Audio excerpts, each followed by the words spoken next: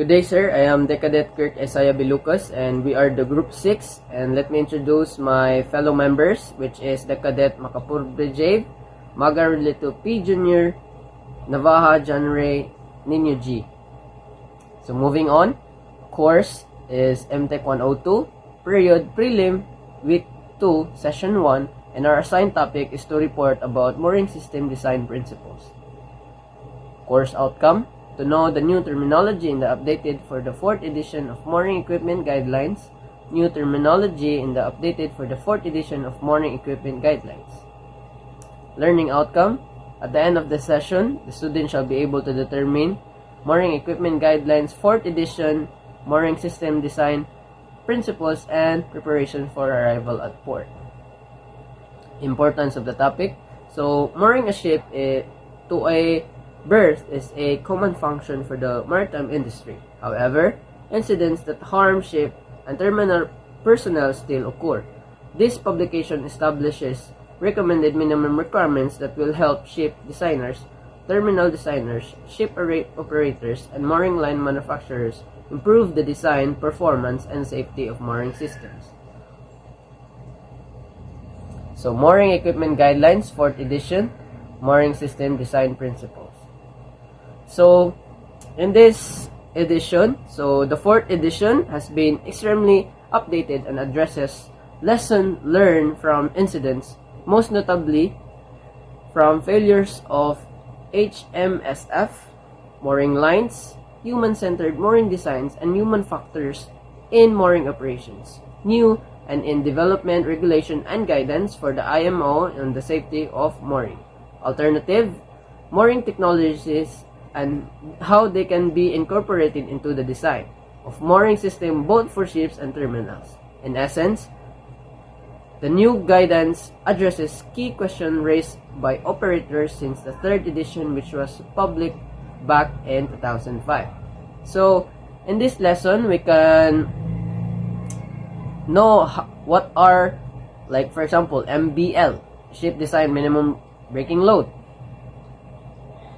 the LDBF, the Line Design Breaking Force, and WLL, Working Load Limit, and lastly, the LMP and the MSMP, which is the Line Management Plan and Mooring System Management Plan. So, the Mooring Equipment Guidelines has been fully reviewed and updated for the 4th edition. New chapters and key changes include enhanced guidance for the purchasing, condition monitoring, and retirement of mooring lines and tails, enhanced guidance on documentation of mooring equipment, new chapter on the human factors in mooring design, new chapter on jetty design and fittings, new chapter on the ship-shore interface, new chapter on alternative technologies. So, new terminology in the updated for the 4th edition of Mooring Equipment Guidelines. The Ship Design Minimum Breaking Load. Nylon. Polyamide mooring line should be specified as brake-tested wet because nylon's lines changes strength characteristics once exposed to a water, and generally do not fully dry to their original construction state. The ship design MBL is the core parameter against which all the components of ship's mooring size and design with defined tolerances. So thank you, Decadet Lucas. So I am Decadet Turlito P. Maga Jr. So Line Design Brake Force or LDBF. As outlined in Appendix B, when selecting lines, the LDBF of a line shall be 100 to 105% of the ship design MBL. The LDBF for nylon mooring lines should be specified as brake-tested wet because nylon lines change strength characteristics once exposed to water and generally do not fully dry to their original construction state. New terminology in the updated for the 4th edition of Mooring Equipment Guidelines. So, Working Load Limit or WLL. In the same way that SWL or Safe Working Load is a limit for fixed equipment, the Working Load Limit value is used as a limit with the standard environmental criteria and mooring layout when designing mooring systems and establishing mooring system designs. Steel wire ropes have a working load limit of 55% of the ship design MBL, and all other cordage synthetic have a working load limit of 50% of the ship design MBL. So line management plan or LMP. LMP. The LMP is specific to an operator, ship type, and trade route.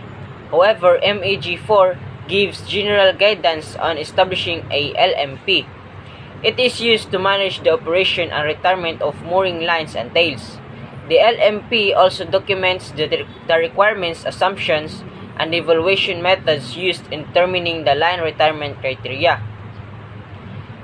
Mooring System Management Plan or MSMP. The MSMP, which complement the ship's safety management system, through a goal-based approach, core elements of the mooring systems are identified, against which high-level goals are established supported by more detailed functional requirements. A register of the mooring system components is maintained for the ship's life in an accompanying Mooring System Management Plan Register or MSMPR. So the next topic will be reported by Cadet Navaja. Good day, I am Cadet Navaja Jamainia. My assigned topic is all about bridge procedures, preparation for arrival at port. Arrival at port is an important part of a ship voyage, and there are actions to be taken aiming to ensure the smooth sail and safe approach of the ship at port. Failure in carrying out the appropriate procedures might lead to unfavorable situation both for vessel at port. So there are actions to be taken to aim our ship is safety to arrive at port. We don't need to be fast, which is thus not necessary. We need to smooth so that our ship are safety to arrive at the port. So getting ready for a ship arrival. Operation should understand that there are some important preparation to be done when a ship arrives at port.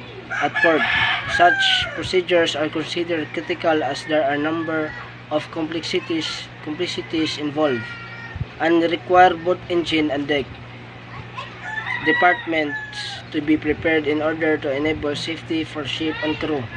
So, getting ready for arrival at a port, so both deck and engines must be communicate and to coordinate so that the ship will arrive at the port in safety in a safety way. So there are steps action to be prior in arrival. Step 1, the crew should focus on key issues related to safe entrance, berthing, and cargo operation of ships at a port, and subsequently complete the pilot card. Step 2, the passage plan should be updated and approved by the master, who should also be a constant communication with the chief officer and chief engineer in order to keep them informed well and in advance for the time of arrival. Step 3, a meeting attended by senior officers and the senior officers is crucial in order to be discussed and clarify all necessary issues before arrival. So the next reporter of key points to be aware of is Makapobre. Thank you, Cadet Nabaha. I am Cadet Makapobre, everyone, and I will going to continue the report. So, key points to be aware of. It is important to note that any action related to this kind of operations should be checked by the officer in charge with the use of preparations for arrival checklist, which may contain all the items that the crew should concentrate on. This checklist should be placed in the bridge and be complete and signed prior arrival. Then the result of the checking procedures should be mentioned in the deck logbook. So, the preparations for arrival checklist, it helps the mariners to ensure that the ship is ready to dock at port, and or it is a seaworthy ship before they depart. Next is the key points for safe arrival at port. The main engine of the ship should always be tested. The testing is generally done before the pilot board the ship. Additionally, a careful testing of all important machinery system is needed, such as steering gear, generators, important navigation equipment like ICDIS, compasses, etc. Thrusters and mooring witches before the maneuvering process starts. Also, anchors, maintenance, and clean before use should also take prior to arrival. A useful checklist aiming to provide the necessary steps is required to achieve vessels proper preparations before entering the port. Example, like the one provided by SQE Marine here below, containing the following sections: passage plan, equipment checks, before arrival, port and pilotage requirements. So that's all for our report. I hope everyone understand. Thank you and God bless.